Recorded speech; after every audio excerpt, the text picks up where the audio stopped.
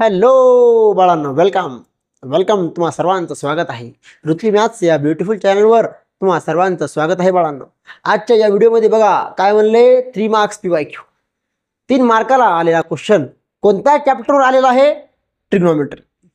कळायला लागले का? हो सर. बघा आता हा क्वेश्चन आहे बाळा. आता या क्वेश्चनला सॉल्व कसा करशील तू? काय दिले? प्रूव्ह दॅट म्हणले tan A upon 1 plus tan square A चा square plus cot A upon 1 plus cot square A चा square is equal to sin A into cos A. बघ बाळा, एकदम स्टेप बाय स्टेप सांगतो, काळजी करायची गरज नाही. बघ सोन्या, काय म्हणलंय सर? हा आपण LHS घेऊ. LHS काय? LHS tan A upon 1 plus tan square A चा square plus cot A upon 1 plus cot square A चा स्क्वेअर. इथपर्यंत कळतंय का? हो सर. मग आता नीट लक्ष दे, तुला कोणत्या कोणत्या आयडेंटिटीज आठवत आहे? बघ बाग काय सर, की first 1 plus tan square A म्हणजे काय असतं सर? Sec square A. And 1 plus cot square A म्हणजे काय असतं सर? Cosec square A. कळायला लागले का? हो सर. मग या 1 प्लस tan स्क्वेअर A च्या ऐवजी तू काय लिहू शकतोस? Sec square A.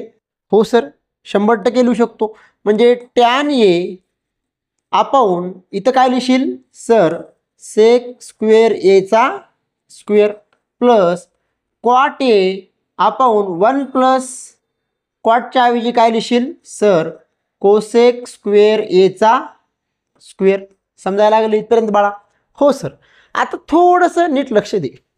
आता बाळा, या सेक स्क्वेअर A च्या स्क्वेअरला तू काय लिहशील? काय लिहिशील सर?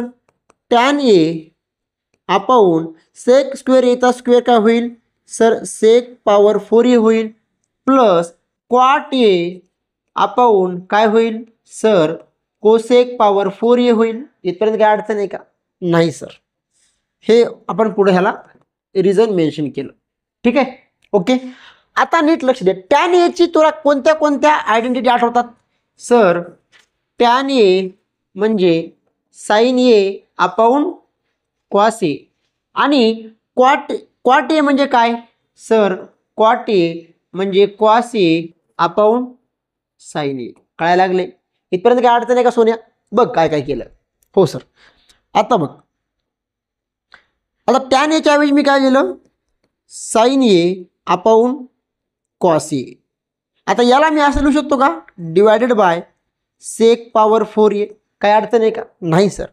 प्लस cot A च्या ऐवजी काय लिहिलं आपण? cos A upon sin A आणि या कोसेक पॉवर 4A ला मी असं लिहू शकतो का? काय अडचण आहे का सोनू? नीट लक्ष दे बाळा, काही अडचण नाही. एकदम स्टेप बाय स्टेप सांगायला लागलोय, कारण की अगोदरच तुम्ही म्हणता सर ट्रिग्नोमेट्री फार अवघड चाललंय, फार अवघड जाते. काळजी करू नका. याचे पण सगळे आपण PYQs अपलोड करूयात. बघा आता तुला आठवतं का रे बाळा? काय सर? एक छोटासा कन्सेप्ट. काय सर? की बाबा रे, A upon B divided by जर C अपॉन D असलं तर आपण काय करतो त्याला? A upon B into D upon C करतो की नाही? कळालं तो कॉन्सेप्ट? तो कॉन्सेप्ट आपण इथं वापरूयात, पण नेक्स्ट स्टेपला. कळायला लागले का? हेच आपण वापरणार आहेत, त्याच्यामुळे सांगून दिलं. ओके, हो सर. आता बघ, याला तुला आणखीन आठवतं का? सेक पॉवर 4A ची, सेकची जी आयडेंटिटी आहे आठवते का? सेक म्हणजे काय? 1 अपॉन कॉस. बरोबर आहे? हो सर. म्हणजे sin A upon cos A इथं डिवाइड बाय काय इथं बाळा? सेक पॉवर 4A. म्हणजे इथं काय लिहू शकतो मी? 1 अपॉन कॉस पॉवर 4A. काय अडचण नाही सर. प्लस काय? Cos A upon sine A, cos A upon sine A divided by आणि कोसेक पॉवर 4A म्हणजेच काय sir? 1 upon sign power 4A. कळायला लागले? हो सर. आता याच्या पुढे रिझन काय देशील बाळ सर?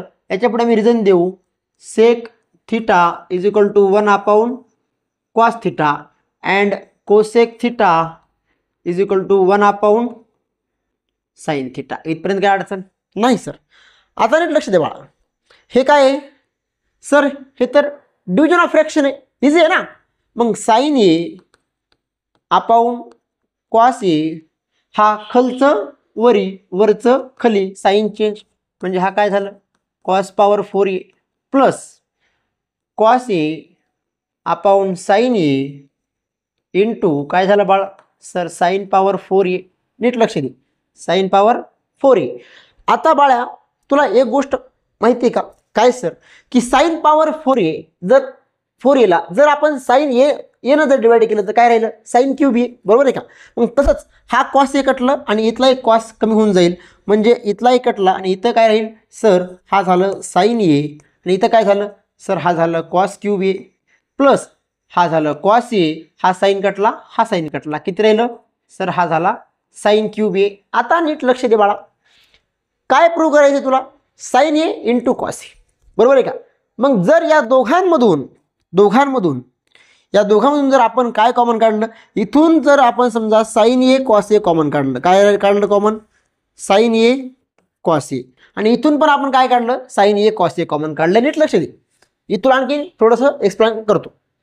मग इथून जर कॉमन काढलं बाळा, दोघांमधून जर आपण sign A cos A common काढलं तर मध्ये काय राहिलं बघ, तर कॉस क्यूब एला तू असं लिहू शकतो का sir, cos A cos square ए, काय अडचण नाही सर.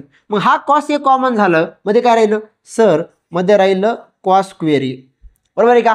आणि इथून कॉस ए साइन एकच झालं ना, मग साइन क्यूब एला आपण असं लिहू शकतो का, साइन क्यूब ए म्हणजे साइन ए आणि साइन स्क्वेअर ए, साइन ए बाहेरच आहे ना, मध्ये काय राहिलं प्लस साइन स्क्वेअर ए, बरोबर आहे का.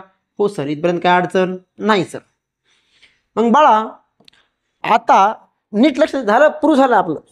तुला आठवतंय का काय सर, एक sine square theta plus cos square theta equal to काय असतं 1. मग यालाच cos square theta plus sine square theta equal to पण काय येईल 1च येईल ना. म्हणजे हे टोटल काय झालं बाळा 1 झालं सर. म्हणजे साइन ए आणि कॉस ए मध्ये काय लिहिशील 1, म्हणजेच याचा अर्थ साइन ए इक्वल टू काय झालं कॉस ए, आणि हा जो आहे हेच काय आहे सर RHS. मग LHS इक्वल टू काय झालं RHS झालं, म्हणजे देअरफॉर आपण लिहू शकतो LHS equal to RHS, hence proved. कळायला लागले का, नीट लक्ष दे. जर तुला हा क्वेश्चन एकदम चांगल्या प्रकारे समजला असेल माझ्या सोन्या, तर या चॅनलची लिंक आपल्या मित्रमंडळामध्ये नक्की शेअर कर. धन्यवाद. असेच आपण नवीन व्हिडिओ अपलोड करूयात, जेणेकरून तुम्हाला 100 पैकी 100 मार्क्स मिळतीलच. ओके, चला तोपर्यंत तुम्ही स्वतःची काळजी घ्या, आईवडिलांची रिस्पेक्ट करत चला. आपले टीचर्स, आपले गुरुजन वर्ग, त्यांचं तुम्ही रिस्पेक्ट केलंच पाहिजे. हे आपल्या संस्कृतीमध्ये आहेच. संस्कार पण असले पाहिजे आपल्याला चांगले, है ना. आम्हा शिक्षकांचं काम फक्त मुलांना मार्क्स मिळवून देणं हे नाही, मुलांना फक्त सब्जेक्ट शिकवणं हे नाही, तर त्यांना चांगले संस्कार पण देणं आहे असं मला वाटतं. चला, खूप धन्यवाद.